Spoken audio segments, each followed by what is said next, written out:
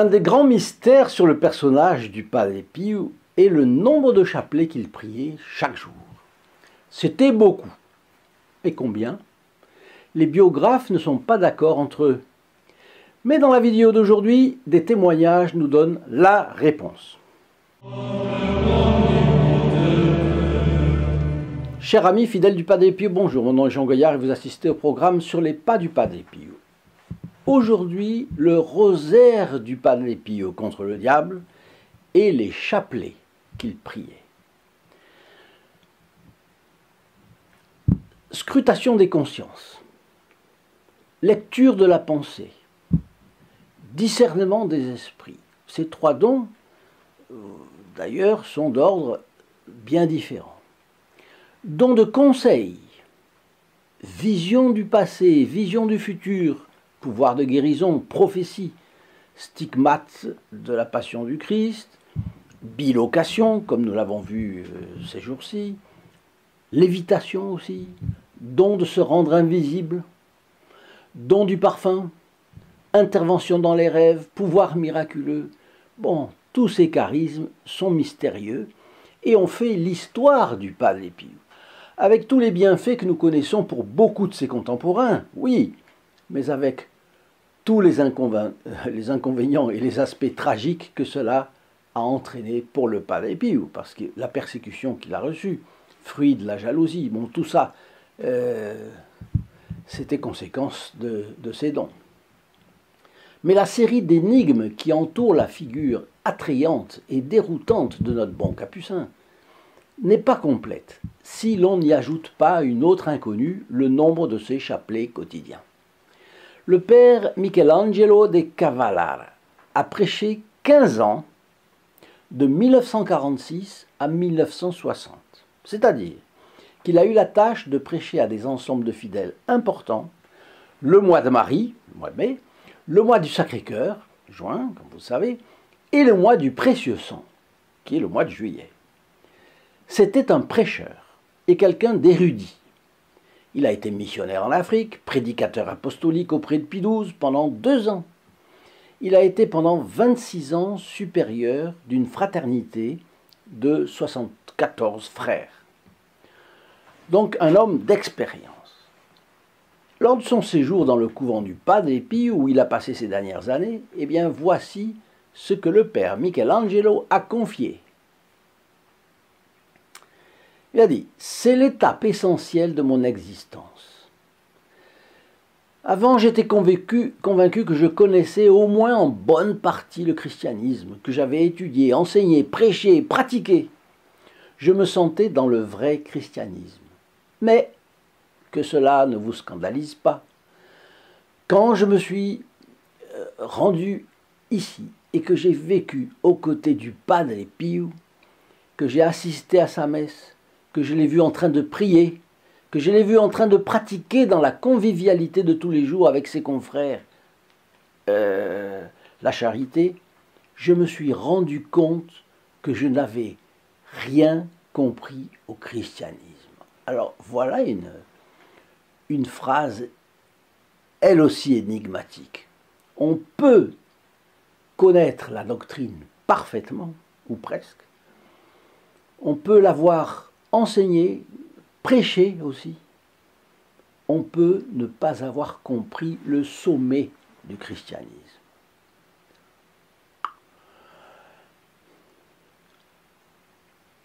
Le sommet du christianisme auquel une sainte comme sainte Thérèse de l'Enfant Jésus, j'y reviens, vous le savez bien, nous avons beaucoup de dévotion pour elle, eh bien, elle a compris très vite.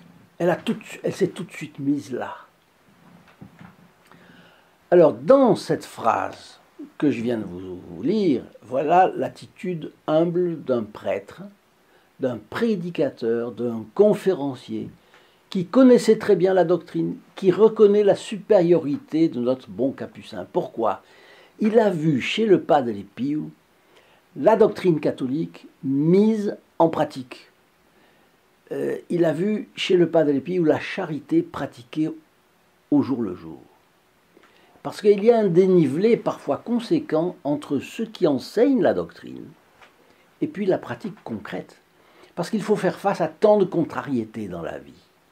La nature humaine se rebiffe, elle a tendance à se révolter, ne serait-ce qu'un peu contre ce qui nous arrive. Alors, empreint de la vraie charité, de l'amour de Dieu, de l'amour de tous ceux qui lui étaient proches à un titre ou à un autre, le Padre Pio enseignait par l'exemple. Et c'est ce que ce prêtre a humblement reconnu.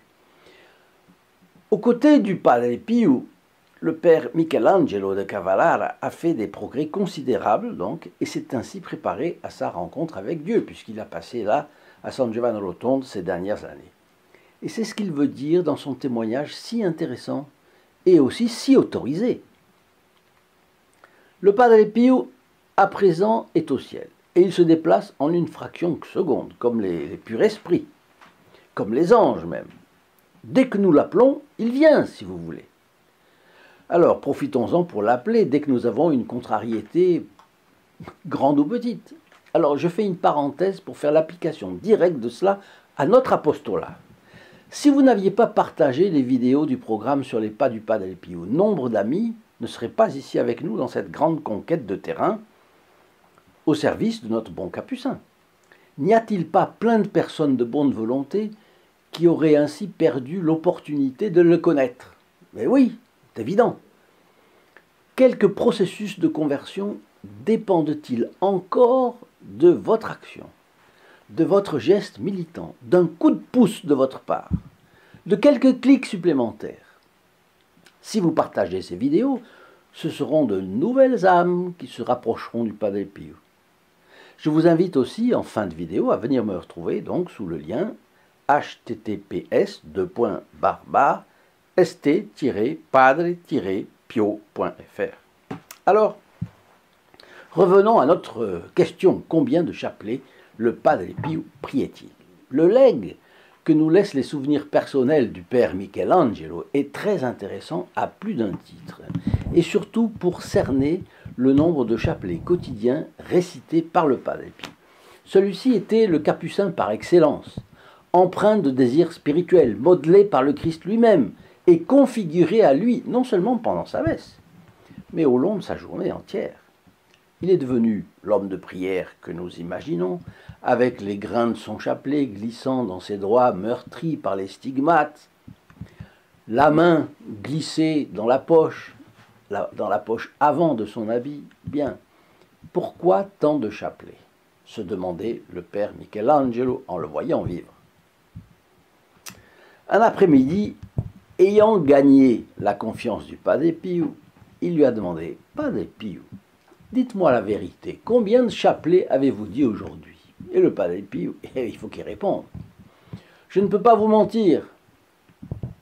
32, 33, peut-être un peu plus, a répondu notre saint Capucin. Le Padre Pio ne ment pas, pense le père Michelangelo. Mais comment fait-il?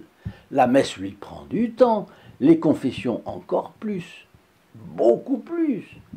Puis il y a la bénédiction du Saint-Sacrement l'après-midi. Et puis il n'est pas rare que quelqu'un vienne lui prendre encore du temps pour lui poser des questions, lui demander un conseil.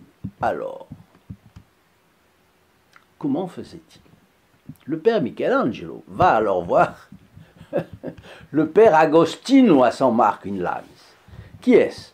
C'est, vous vous en rappelez, le confesseur du Padre Pio. Et en plus, il a longtemps été le supérieur du couvent. Donc, le Padre Pio n'a quasiment pas de secret pour lui. Il doit lui dire les replis de sa conscience. Et le Padre Michelangelo va voir le père Agostino, justement en disant, voilà, lui, il va me dire. Et le père Agostino le voit lui parler de ses 32, 33 chapelets. Eh bien, il n'était pas au bout de ses surprises. Le père Agostino lui répond: et si vous saviez, ce ne sont pas des chapelets simples, ce sont des rosaires entiers.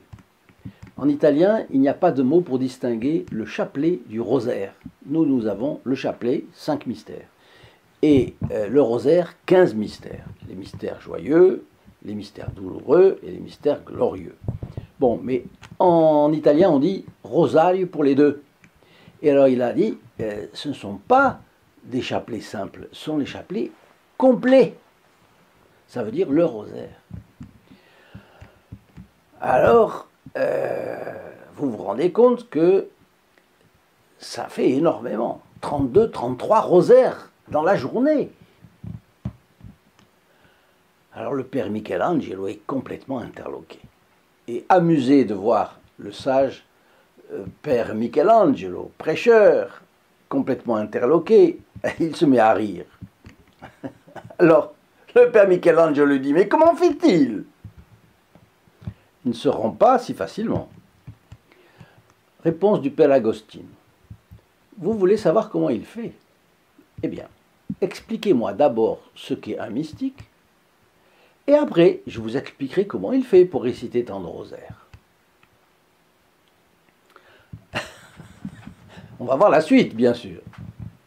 Dans 3 secondes, je reprends le fil de cette vidéo. Juste une minuscule parenthèse pour vous remercier de la partager. En plus, vous bénéficierez d'une messe dite pour vous, celle du vendredi qui suivra votre partage, et les personnes qui la recevront ainsi entreront aussi dans les intentions de cette messe, car c'est convenu avec le prêtre célébrant. Si vous avez aimé cette vidéo, merci de le dire, de vous abonner et de me laisser vos commentaires, évidemment. Je vous invite enfin à me rejoindre sous le lien que je vous laisse dans la description ci-dessous, là en bas, https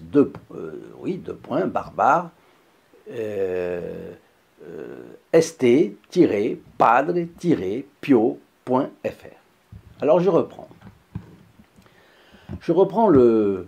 Confirmant le dialogue déconcertant entre le père Michelangelo et le père Agostino, plusieurs témoins ont parlé du nombre de rosaires que disait le Padre Pio tous les jours, parce qu'ils le connaissaient, et c'est bien cela, une trentaine, 32, 33, plus parfois. Par exemple, le père Tarsisio de Servinara, un des confrères du Padre Pio à San Giovanni Rotondo. Par exemple, Cléonis Morcaldi, la plus proche de ses filles spirituelles. Une autre, Elena Bandini, qui l'a même fait savoir au pape Pie XII. Lucia Penelli, Tina Mori, Petruccio. Le Petruccio, c'était l'aveugle qui aidait le Padre Pio. Frère Daniel et Natale. Tous savaient cela. Et ces confidences du Padre Pio, il les avait faites finalement aux âmes proches de son cœur. Alors 2 questions demeurent finalement. Pourquoi tant de chapelets? La réponse tient au nombre faramineux d'intentions qu'il avait et que ses dons lui indiquaient. Et surtout, il a souvent dit que Dieu ne lui avait jamais rien refusé par l'intermédiaire du rosaire. Voyez l'importance capitale du rosaire. Il obtient tout. Voilà pour le pourquoi. Mais cela a des conséquences pour nous, attention. Si le rosaire obtient tout, alors n'hésitons pas à prier le rosaire. Je sais que le diable fera tout pour empêcher que vous priez le rosaire. Je sais bien pour tout le monde. Les tentations sont terribles, même pour tout le monde, moi qui vous parle aussi. Mais voilà le pourquoi, nous le savons. L'importance capitale du rosaire, c'est qu'il obtient tout. On peut dire pourquoi, alors là on en a parlé déjà, il y a des raisons tout à fait expliquées par Saint Louis Grignon. Alors le comment maintenant? Comment faisait-il pour y arriver en seulement 24 heures? On sait bien qu'il dormait peu, mais enfin, à propos du temps, à propos des heures que le Padre Pio passait à prier autant de chapelets et de rosaires, la réponse est simple. Comme disait le Padre Agostino, à San Marco in Lamis, c'était un mystique. Et il est clairement établi que mystique, et en plus mystique spécial, notre bon Padre Pio, pouvait faire 3 choses en même temps. Prier, confesser, et pendant ce temps, faire aussi le tour du monde.